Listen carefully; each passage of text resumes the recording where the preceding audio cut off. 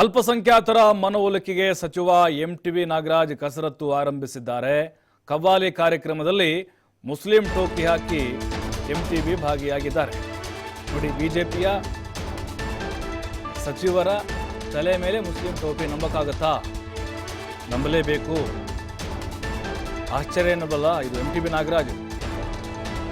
ನೋಡಿ, ಅವರು ಕಾಂಗ್ರೆಸ್ನಲ್ಲಿದ್ದಾಗ ಮುಸ್ಲಿಂ ಟೋಪಿ ಹಾಕಿದ್ರೆ ಅಥವಾ ಬೇರೆ ಪಕ್ಷದಲ್ಲಿ ಇದ್ದಿದ್ರೆ ಇದು ಚರ್ಚೆ ಆಗ್ತಾನೇ ಇರಲಿಲ್ಲ. ಆದರೆ ಬಿಜೆಪಿಯಲ್ಲಿ ಇದ್ಕೊಂಡು ಮುಸ್ಲಿಂ ಟೋಪಿ ಹಾಕೊಂಡು ಕವ್ವಾಲಿ ಹಾಡಿಗೆ ಡ್ಯಾನ್ಸ್ ಮಾಡಿದಾರಲ್ವ, ಹಾಗಾಗಿನೇ ಚರ್ಚೆ ಆಗ್ತಿದೆ. ಸಚಿವ ಎಂಟಿಬಿ ನಾಗರಾಜ್ ಹಾಗೆ ಪುತ್ರ ನಿತಿನ್ ಪುರುಷೋತ್ತಮ ಈ ಕವ್ವಾಲಿನ ಆಯೋಜನೆ ಮಾಡಿದ್ರು. ಮುಸ್ಲಿಂ ಟೋಪಿ ಹಾಕಿ ಮಿಂಚಿದ್ರು, ಹಣದ ಹೊಳೆಯನ್ನು ಹರಿಸಿದ್ದಾರೆ. ಹೊಸಕೋಟೆಯ ಚನ್ನಭೈರೇಗೌಡ ಕ್ರೀಡಾಂಗಣದಲ್ಲಿ ಈ ಕಾರ್ಯಕ್ರಮ ಆಯೋಜನೆ ಮಾಡಲಾಗಿತ್ತು. ಎಂಟಿಬಿ ಹಾಗೆ ಎಂಟಿಬಿ ಪುತ್ರ ಉರ್ದುವಿನಲ್ಲೇ ಭಾಷಣ ಆರಂಭಿಸಿದ್ರು ಸಚಿವ ಎಂಟಿಬಿ ನಾಗರಾಜ್. ನೋಡಿ, ಉರ್ದು ಭಾಷೆಯಲ್ಲಿ ಮಾತನಾಡಿದರು. ಕೊನೆಯವರೆಗೂ ಮುಸ್ಲಿಂ ಟೋಪಿ ಹಾಕೊಂಡೇ ಕುಳಿತಿದ್ರು ಎಂಟಿಬಿ ಹಾಗೆ ಅವ್ರ ಪುತ್ರ. ಹಣದ ಮಳೆಯನ್ನು ಸುರಿಸಿದ್ದಾರೆ. ಅದರ ಜೊತೆಗೆ ಕವ್ವಾಲಿ ಗಾಯಕನ ಮೇಲೆ ಆ ಒಂದು ನೋಟು ಎಣಿಸಿ ಬಿಡ್ತಾ ಇದ್ರು. ಅಂದರೆ ನೋಡಿ, ಚುನಾವಣೆ ಹತ್ರ ಬಂದಾಗೆ ಯಾರ್ಯಾರು ಏನೆಲ್ಲ ಗಿಮಿಕ್ ಮಾಡ್ತಾರೆ ಅನ್ನೋದು ಗೊತ್ತಾಗ್ತದೆ. ಆದರೆ ಬಿಜೆಪಿ ಇರಲ್ವಾ, ಹಾಗಾಗಿ ಚರ್ಚೆ ಆಗ್ತಿದೆ ಇದು. ಯಾಕಂತಂದರೆ ಬಿಜೆಪಿ ನಾಯಕರು ಎಷ್ಟು ಜನ ನಾವು ಗಮನಿಸಿದ್ದೇವಲ್ಲ, ಟಿಪ್ಪು ವಿಚಾರ ಬಂದಾಗ, ಮುಸ್ಲಿಂಗಳ ಧರ್ಮದ ವಿಚಾರ ಬಂದಾಗ ಯಾವ ರೀತಿ ವಿರೋಧವನ್ನು ಮಾಡ್ತಾ ಇದ್ರು ಸೈದ್ಧಾಂತಿಕವಾಗಿ ಅಂಥೇಳಿ. ಆದರೆ ಈಗೇನು ಹೇಳ್ತಾರೆ ಹಾಗಾದರೆ ಬಿಜೆಪಿ ನಾಯಕರು? ಅವರ ನಾಯಕರ ಇದಾರಲ್ವಾ, ಮುಸ್ಲಿಂ ಟೋಪಿ ಹಾಕಿದ್ದಾರೆ ಎಂಟಿಬಿ ನಾಗರಾಜ್ ಅವರು. ನಿಮ್ಮ ಪಕ್ಷದಲ್ಲಿ ಇದೆಯಾ ಇದು? ಅವರತ್ತು ಅವ್ರ ವೈಯಕ್ತಿಕನ ಅದು? ಪಕ್ಷಕ್ಕೆ ಇದಕ್ಕೆ ಸಂಬಂಧ ಇಲ್ವಾ? ಹಾಗನ್ನಂಗಿಲ್ಲ ಇಲ್ಲಿ. ಯಾಕಂದರೆ ಅವರು ಬಿಜೆಪಿಲಿದ್ದಾರೆ. ಈಗ ಅವರು ಬಿಜೆಪಿಲಿ ಇದ್ರೂ ಕೂಡ ಬಿಜೆಪಿಯ ಸಿದ್ಧಾಂತಗಳಿಗೆ, ಬಿಜೆಪಿಯ ಅಜೆಂಡಾಗಳಿಗೆ ಬದ್ಧರಾಗಿಲ್ವಾ? ಹಾಗಾದರೆ ನೋಡಿ, ಮುಸ್ಲಿಂ ಮತಗಳು ಕೂಡ ಅವರಿಗೆ ಎಂಟಿಬಿಯವರಿಗೆ ಬೇಕು. ಯಾಕಂದ್ರೆ ಅವ್ರ ಹಿಂದೆ ಕಾಂಗ್ರೆಸ್ನಲ್ಲಿದ್ದಾಗ ಎಲ್ಲ ಸಮುದಾಯದವರೊಂದಿಗೆ ಚೆನ್ನಾಗಿದ್ರು. ಹಾಗಾಗಿ ಅದನ್ನು ಮುಂದುವರ್ಸ್ಕೊಂಡು ಹೋಗಿದ್ದಾರೆ. ನಮಗೆಲ್ಲರೂ ಬೇಕು ಅನ್ನುವಂಥ ಒಂದು ಆಲೋಚನೆ ಅವ್ರದ್ದು. ಆದರೆ ಬಿಜೆಪಿಲಿ ಇದನ್ನೆಲ್ಲ ನೋಡ್ಕೊಂಡು ಸುಮ್ಮನಿರ್ತಾರೆ. ಹಾಗಾದರೆ ನಡೆಯುತ್ತಾ? ಯಾಕಂತಂದರೆ ಬಿಜೆಪಿ ನಾಯಕರ ಭಾಷಣಗಳನ್ನು ನಾವು ಕೇಳಿಸ್ಕೊಂಡಿದ್ದೇವೆ. ಈ ಕಾಂಗ್ರೆಸ್ ಹಾಗೆ ಬಿಜೆಪಿ ಮಧ್ಯೆ ಧರ್ಮದ ವಿಚಾರ ಬಂದಾಗ, ಮುಸ್ಲಿಂ ಓಲೈಕೆ ಅಂತ ಬಂದಾಗ ಸಾಕಷ್ಟು ಜನ ನೀತಿ ಪಾಠ ಹೇಳೋರಿದ್ದಾರೆ. ಗೊತ್ತಿಲ್ಲ ಬಿಜೆಪಿಲಿ ಎಷ್ಟೋ ಜನ ಟಿಪ್ಪು ಖಡ್ಗ ಹಿಡ್ಕೊಂಡು ಆ ಟೋಪಿ ಹಾಕ್ಕೊಂಡು ಫೋಟೋ ತೆಗೆಸ್ಕೊಂಡಿದ್ರು ಅಂತೇಳಿ. ಅದರ ಸಾಲಿಗೆ ಎಂಟಿಬಿ ನಾಗರಾಜ್ ಕೂಡ ಸೇರ್ತಾ ಇದ್ದಾರೆ.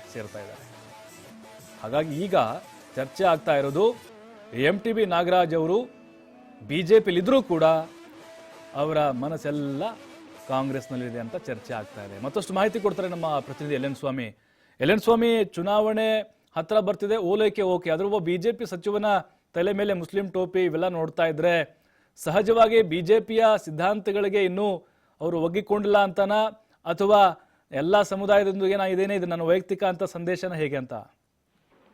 2023 ಬೇಕು ಅನ್ನೋದು ಕೂಡ ಸಾಕಷ್ಟು ಅಭ್ಯರ್ಥಿಗಳು ಕಸರತ್ತು ಮಾಡ್ತಾ ಇದ್ದಾರೆ. ಅದರಲ್ಲಿ ವಿವಿಧ ತಂತ್ರಗಳನ್ನು ಮಾಡಿ ಮನವೊಲೈಕೆಗೂ ಕೂಡ ಈ ಪಕ್ಷದ ಶಾಸಕರು ಪ್ರಯತ್ನ ಮಾಡಿದಂಥದ್ದು. ಹಾಗೆ ಏನು ಹೊಸಕೋಟೆಯಲ್ಲಿ ಕೂಡ ಒಂದ್ ರೀತಿ ಚುನಾವಣೆ ಸಾಕಷ್ಟು ರಂಗೇರ್ತಾ ಇದೆ. ಒಂದ್ ಕಡೆ ಬಚ್ಚೇಗೌಡ, ಒಂದು ಕಡೆ ಕಾಂಗ್ರೆಸ್ನಿಂದ ಸಾಕಷ್ಟು ಒಂದು ಪೈಪೋಟಿ ಕೊಡೋದಕ್ಕೆ ಈಗಾಗಲೇ ಸಿದ್ಧತೆ ನಡೆದಿದ್ದಾರೆ. ಮತ್ತೆ ಈಗ ಅಲ್ಲಿನ ಶಾಸಕರಾಗಿದ್ದಾರೆ. ಅದೇ ಕ್ಷೇತ್ರದಲ್ಲಿ ಮತ್ತೊಮ್ಮೆ ಗೆಲ್ಲಬೇಕು ಅಂದ್ರೆ ಹಿಂದೆ ನಡೆದಂತ ಒಂದು ಬೈ ಎಲೆಕ್ಷನ್ ಅಲ್ಲಿ ಏನು ಎಂಟಿಬಿ ನಾಗರಾಜ್ ಅವರು ಒಂದು ಸೋಲು ಕಂಡಿದ್ರು. ಆ ಸೋಲನ್ನ ಸೇಡಿಗೆ ತೀರಿಸ್ಕೊಳ್ಬೇಕು ಅನ್ನೋದು ಕೂಡ ತೀರಿಸ್ಕೊಳ್ಬೇಕು. ಶರತ್ ಬಚ್ಚೇಗೌಡ ಅವ್ರಿಗೆ ಆ ಒಂದು ತಿರುಗೇಟು ಕೊಡಬೇಕು ಈ ಬಾರಿಯ ಚುನಾವಣೆಯ ಮೂಲಕ ಅನ್ನೋದು ಕೂಡ ಶತಸಿದ್ಧ ಮಾಡಿ ಸಾಕಷ್ಟು ಒಂದು ಕಾರ್ಯಕ್ರಮಗಳನ್ನು ಆಯೋಜನೆ ಮಾಡ್ತಾ ಇದ್ದಾರೆ. ಅಲ್ಲಿನ ಮತವಲೈಕೆಗೂ ಕೂಡ ಸಾಕಷ್ಟು ಪ್ರಯತ್ನ ಪಡ್ತಾ ಇದ್ದಾರೆ. ಜೊತೆಗೆ ಕೆಲವೊಂದು ನಾವು ಹಿಂದೆ ನೋಡಿದಂತ ಸಂದರ್ಭದಲ್ಲಿ ಕೆಲವೊಂದು ಸರ್ಕಾರಿ ಕಾರ್ಯಕ್ರಮಗಳಲ್ಲಿ ಅಲ್ಲಿ ನಡೆದಂತಹ ಒಂದು ಹಲವು ಕಾರ್ಯಕ್ರಮಗಳಲ್ಲಿ ಎಂಟಿಬಿ ಹಾಗೂ ಶರತ್ ಬಚ್ಚೇಗೌಡರ ನಡುವೆ ನೇರವಾಗಿಯೇ ಒಂದ್ ರೀತಿ ವಾದ ವಿವಾದಗಳು ಕೂಡ ನಡೆದಿದ್ವು. ಹೇಳಿಕೆಗಳು, ಪ್ರತಿಹೇಳಿಕೆಗಳು ಒಂದ್ ರೀತಿ ಓಪನ್ ಆಗಿ ಜನರ ಮುಂದೆ ಒಂದು ಜಗಳವನ್ನೇ ಆಡ್ತಾ ಇದ್ರು ಶಾಸಕರು ಮತ್ತು ಸಚಿವರು ಇಬ್ರು ಸೇರಿ. ಹಾಗಾಗಿ ಈ ಬಾರಿ ಹೊಸಕೋಟೆಯಲ್ಲಿ ಒಂದ್ ರೀತಿ ಚುನಾವಣಾ ಕಾವು ಈಗಾಗಲೇ ಸಿದ್ಧ ಆಗ್ತಾ ಇರೋದ್ರಿಂದ ಮತ್ತೊಮ್ಮೆ ಗೆಲ್ಬೇಕು ಅನ್ನೋದು ಕೂಡ ಸಾಕಷ್ಟು ಒಂದು ತಂತ್ರವನ್ನು ಹುಡ್ತಾ ಇದ್ದಾರೆ. ನಿನ್ನೆ ನಡೆದಂತಹ ಒಂದು ಮುಸ್ಲಿಂ ಮತಗಳ ಮೇಲೆ ಕಣ್ಣಿಟ್ಟಿರುವಂತಹ ಸಚಿವ ಎಂಟಿಬಿ ನಾಗರಾಜ್ ಅವರು ಚಿನ್ನ ಬೈರಗಡ ಕ್ರೀಡಾಂಗಣದಲ್ಲಿ ಅಂದ್ರೆ ಹೊಸಕೋಟೆಯ ಚಿನ್ನ ಬೈರಗಡ ಕ್ರೀಡಾಂಗಣದಲ್ಲಿ ಕವಾಲಿ ಕಾರ್ಯಕ್ರಮದಲ್ಲಿ ಎಂಟಿಬಿ ಪುತ್ರರಿಂದ ಒಂದು ಬೃಹತ್ ಕಾರ್ಯಕ್ರಮ ಆಯೋಜನೆ ಮಾಡಿದ್ರು. ಈ ಆಯೋಜನೆ ಮೂಲಕ ಮುಸ್ಲಿಂ ಮತಗಳನ್ನ ಸೆಳೆಯಲು ಕೂಡ ಒಂದು ತಂತ್ರ, ಒಂದು ಎಲೆಕ್ಷನ್ ಬರ್ತಾ ಇದೆ, ಹಾಗಾಗಿ ಸಾಕಷ್ಟು ಕಾರ್ಯಕ್ರಮಗಳನ್ನು ಮಾಡಿ ಅವರ ಒಂದು ಮನವೊಲಿಕೆಗಳು ಕೂಡ ಮಾಡಿದ್ರು. ಆ ಸಂದರ್ಭದಲ್ಲೇ ಏನು ಅಲ್ಲಿ ಕವಾಲಿ ಹಾಡುತ್ತಿದ್ದಂತಹ ಕವಾಲಿ ಕಾರ್ಯಕ್ರಮದಲ್ಲಿ ಅವರ ಪುತ್ರರಿಂದ ಒಂದು ಹಣದ ಮಳೆಯನ್ನು ಸುರಿಸಿದ್ರು. ಈಗಾಗಲೇ ಸಾಕಷ್ಟು ನಾವು ನೋಡ್ತಾ ಇದ್ವಿ, ಚಿತ್ರಣದಲ್ಲಿ ಕೂಡ ನೋಡ್ತಾ ಇದ್ವಿ, ಹಣದ ಒಂದು ಮಳೆಯನ್ನು ಸುರಿಸಿದ್ರು. ಅಲ್ಲಿ ಕಾರ್ಯಕ್ರಮದಲ್ಲಿ ನೇರವಾಗಿ ಎಲ್ಲವನ್ನು ಮರೆತು ಎಸ್ಎಪಿ ಪುತ್ರರಿಂದ ಈ ರೀತಿಯ ಒಂದು ನಡೆದಿರೋದು ಕೂಡ ಸಾಕಷ್ಟು ಈಗ ರಾಜ್ಯಾದ್ಯಂತ ಟೀಕೆಗೂ ಕೂಡ ಒಳಗಾಗ್ತಾ ಇದೆ. ಅಂದ್ರೆ ಕಾರ್ಯಕ್ರಮದಲ್ಲಿ ತಮಗೆ ಮನಸ್ಸು ಹೇಗ್ ಬೇಕಾದ್ರೂ ಮಾಡ್ಬೋದು, ಮನವೊಲೈಕೆ ಮಾಡುವಂತ ಕಾರ್ಯಕ್ರಮಗಳಲ್ಲಿ ಈ ರೀತಿ ಎಲ್ಲ ಮಾಡ್ಬೇಕಿತ್ತ ಅನ್ನೋದು ಕೂಡ ಸಾಕಷ್ಟು ಈಗ ಚರ್ಚೆಗಳು ಕೂಡ ಶುರುವಾಗಿದೆ ಪ್ರಭು. ಅಂದ್ರೆ ಇಲ್ಲನ್ ಸ್ವಾಮಿ, ಅದರಲ್ಲೂ ಬಿಜೆಪಿ ಇರೋದ್ರಿಂದಾಗಿ ಈಗ ಸಹಜವಾಗಿ ಅಲ್ಲಿ ಸಿದ್ಧಾಂತಗಳಂತ ಬಂದೇ ಬರುತ್ತೆ. ಆದ್ರೆ ಈಗ ಇವರ ನಡವಳಿಕೆ ಬಗ್ಗೆ ಪಕ್ಷದಲ್ಲಿ ಹೇಗೆ ಚರ್ಚೆ ಆಗ್ತಿದೆ? ಯಾಕಂದ್ರೆ ಕಾಂಗ್ರೆಸ್ನವರು ಇದೇ ಟೋಪಿ ಹಾಕೊಂಡು ಕಾರ್ಯಕ್ರಮ ಮಾಡಿದ್ರೆ ಬೇರೆ ಬೇರೆ ರೀತಿಯಾಗಿ ಚರ್ಚೆ ಆಗ್ತಿತ್ತು. ಹಾಗಾಗಿ ಖಂಡಿತ ಪ್ರಭು, ಈಗಾಗಲೇ ಕೂಡ ಬಿಜೆಪಿ ನಾಯಕರು ಕೆಲವೊಂದು ವಿಚಾರಗಳಲ್ಲಿ ಇದನ್ನ ತುಂಬಾ ಏನು ನಾವು ಟೋಪಿ ಹಾಕಿಕೊಳ್ಳುವ ಒಂದು ಸಂಪ್ರದಾಯಕ್ಕೆ ಕೂಡ ನಾವು ವಿರೋಧವಾಗಿದ್ದೀವಿ ಅನ್ನೋದು ಕೂಡ ಸಾಕಷ್ಟು ಒಂದು ಕಾರ್ಯಕ್ರಮದಲ್ಲಿ ನೋಡ್ತಾ ಇದ್ವಿ. ಆದ್ರೆ ಇಲ್ಲಿ ಮತ ಓಲೈಕೆಗೆ ಬಿಜೆಪಿ ನಾಯಕರೇ ಒಂದ್ ರೀತಿ ಮುಸ್ಲಿಮರ ಒಂದು ಮತ ಓಲೈಕೆಗೆ ಸಾಕಷ್ಟು ಕಾರ್ಯಕ್ರಮಗಳನ್ನು ಯೋಚನೆ ಮಾಡ್ತಾ ಇದ್ರು. ಅದರಲ್ಲೂ ಎಂಟಿಬಿ ಅವರ ಪುತ್ರ ನಿತಿನ್ ಪುರುಷೋತ್ತಮರಿಂದ ಕಾರ್ಯಕ್ರಮವನ್ನು ಆಯೋಜನೆ ಮಾಡಲಾಗಿತ್ತು. ಈ ಕವಾಲಿ ಕಾರ್ಯಕ್ರಮವನ್ನು ಆಯೋಜನೆ ಮಾಡಲಾಗಿತ್ತು. ಅಲ್ಲಿ ಸಾಕಷ್ಟು ಒಂದು ಕಸರತ್ತುಗಳನ್ನು ಮಾಡಿದ್ರು ಅವರ ಒಂದು ಮತ ಸೆಳೆಯೋದಕ್ಕೆ. ಜೊತೆಗೆ ವಿಧಾನಸಭಾ ಚುನಾವಣೆಯ ಒಂದು ಟಾರ್ಗೆಟ್ ಆಗಿರೋದ್ರಿಂದ ಗೆಲ್ಬೇಕು ಮತ್ತೆ ಸೋತಂತಹ ಸೀಳನ್ನು ತೀರ್ಸ್ಕೊಳ್ಬೇಕು, ಈ ಎರಡೂ ಟಾರ್ಗೆಟ್ ಅನ್ನು ಇಟ್ಕೊಂಡು ಸಾಕಷ್ಟು ಒಂದು ಈ ರೀತಿ ಹಣದ ಒಂದು ಮಳೆಯನ್ನು ಸುರಿಸಿರೋದು. ಅಂದ್ರೆ ಅವರ ಸಂತೋಷಪಡಿಸಿ ಅವರ ಒಂದು ಮನವೊಲಿಕೆ ಮಾಡೋದು ಒಂದು ತಂತ್ರ.